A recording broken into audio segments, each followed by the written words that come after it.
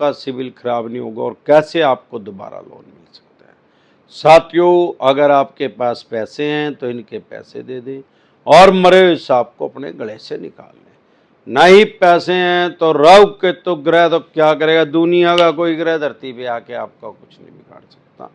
और ये चवन्नी छाप तो सौदा ही कुछ नहीं है, इनका यमराज तो बैठे ही हमारे देखा दिया। साथियों, सबसे पहले सिविल के बारे में जानेंगे। सिविल है क्या चीज?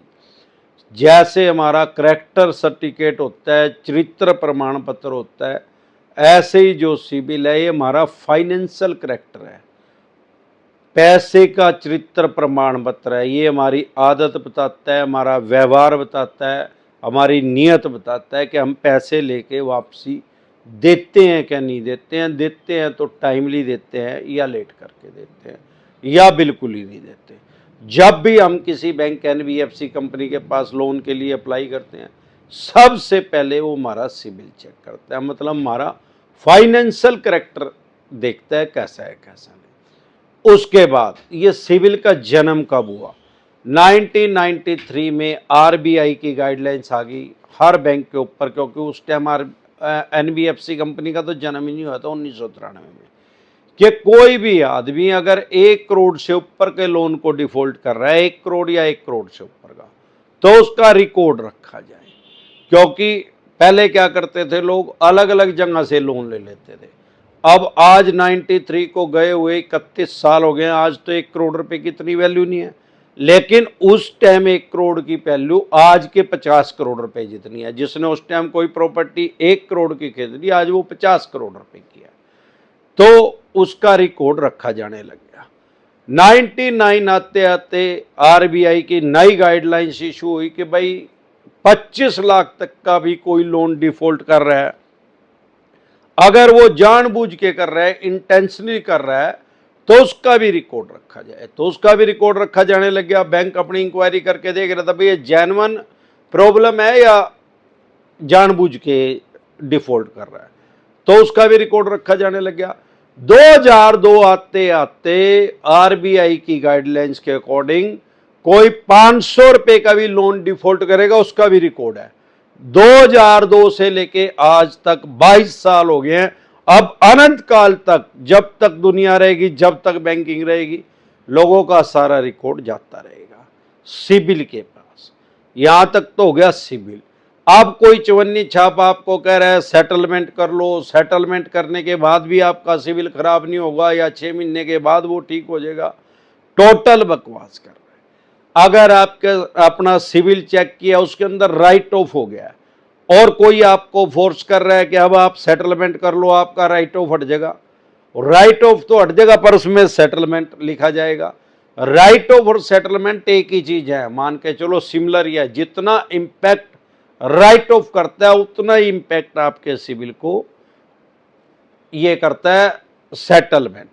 सेटलमेंट करना भी अपनी फाइनेंशियल डेथ करना है। कोई भी बैंक या एनबीएफसी कंपनी अगले 4 साल तक आपको अनसिक्योर लोन नहीं देगा। हाँ, सिक्योर लोन आपको मिल सकता है। अब हम बात पे आते हैं कि अगर आपका लोन डिफॉल्ट हो गया, आपका सिविल बिल्कुल खराब है, आज बिल्कुल खराब है, जिस दिन बिल्कुल खराब हो गया, मिनिमम होता है 300, मैक्सिमम होता है 900, 850 से ज्यादा अमरदीप कादियान ने आज तक किसी का सिविल नहीं देखा। हो जाएगा 860, हो जाएगा 950, 890, आज तक मैंने किसी का नहीं देखा। 800 भी बहुत अच्छा है, एक्सीलेंट है, बहुत अच्छा है, प्रीमियम है। लेकिन अगर आपका सिविल खराब हो गया, 2 साल के बाद कोई आपको सिक्योर लोन मिल सकता है और 3 साल के बाद तो पक्का ही सिक्योर लोन मिल जाएगा।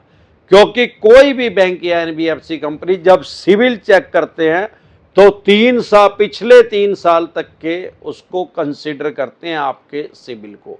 अगर 3 साल से भी पहले आपकी डिफॉल्ट हुई है तो वो ये समझते हैं कि भाई हर टाइम तो आदमी की हेल्थ एक जैसी नहीं रहती, हर टाइम आदमी की वेल्थ एक जैसी नहीं रहती, स्वास्थ्य भी आदमी का एक जैसा 12 महीने नहीं रहता, अप डाउन होता रहता है। ऐसे ही वेल्थ भी आदमी की एक जैसी नहीं रहती जो बिजनेस व्यापार काम धंधा करता है।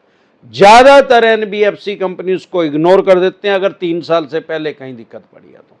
आरओआई बढ़ा देते हैं, रेट ऑफ इंटरेस्ट आपका बढ़ा देते हैं, लेकिन इजिली आपको लोन मिल जाएगा। आप 1 साल के लिए लोन ले लें किसी बाइक का, गाड़ी का, 1 साल को उसको रीपेमेंट टाइम पे करके उसको बंद कर दें और उसके बाद फिर दोबारा अप्लाई करें। अब आपको अनसिक्योर लोन भी मिल जाएगा, बिजनेस लोन भी, किसी भी तरह का लोन आपको इजीली मिल जाएगा, कोई दिक्कत परेशानी समस्या नहीं आएगी। अब आरओआई भी नॉर्मल हो जाएगा, आपका रेट ऑफ इंटरेस्ट भी नॉर्मल हो जाएगा। अब ऐसा नहीं है कि बहुत ज्यादा आरओआई मिलेगा, बहुत ज्यादा रेट ऑफ इंटरेस्ट आपको देना पड़ेगा। तो इन सब बातों को मद्देनजर रखते हुए आप सेटलमेंट करें। सेटलमेंट करना भी अपनी फाइनेंशियल डेथ करना, ये हमेशा ध्यान रखें। एक चीज और, किसी ने, आपने किसी की गारंटी दी है और वो आदमी सेटलमेंट कर रहा है, तो आपके सिविल के अंदर भी सेटलमेंट लिखा जाएगा। आपका सिविल भी उतना ही इंपैक्ट होगा जितना लोनी का होगा, जिसने लोन लिया। किसी की आपने गारंटी दी है, वो पैसे नहीं दे रहा, उसका सिविल खराब होगा, जितना उसका सिविल खराब होगा उतना आपका होगा, जितना वो सेटलमेंट करने से उसका सिविल खराब होगा उतना ही आपका होगा। आपको भी अगले 3 साल तक तो कोई लोन नहीं मिलेगा, सिक्योर भी, अनसिक्योर लोन तो 4 साल मिलेगा ही नहीं। तो इन सब चीजों को ध्यान रखें, अपने राइट जान लें, अधिकार जान लें, आपको कोई दिक्कत परेशानी नहीं आएगी। जब भी कोई नोटिस आए, 99% फेक नोटिस आते हैं, फेक नोटिस डिसेंट एडवाइस लिख के वीडियो देख लें। कोई विषय, कोई टॉपिक ऐसा नहीं है जिसपे अमरदीप कादियान ने वीडियो नहीं बना रखी है। हर रोज मैं लाइव आता हूं रात को 9 बजे।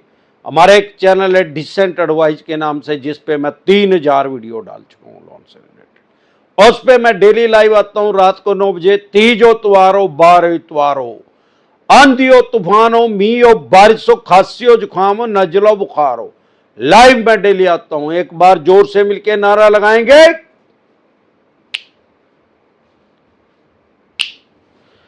जय ससुराल वालों की।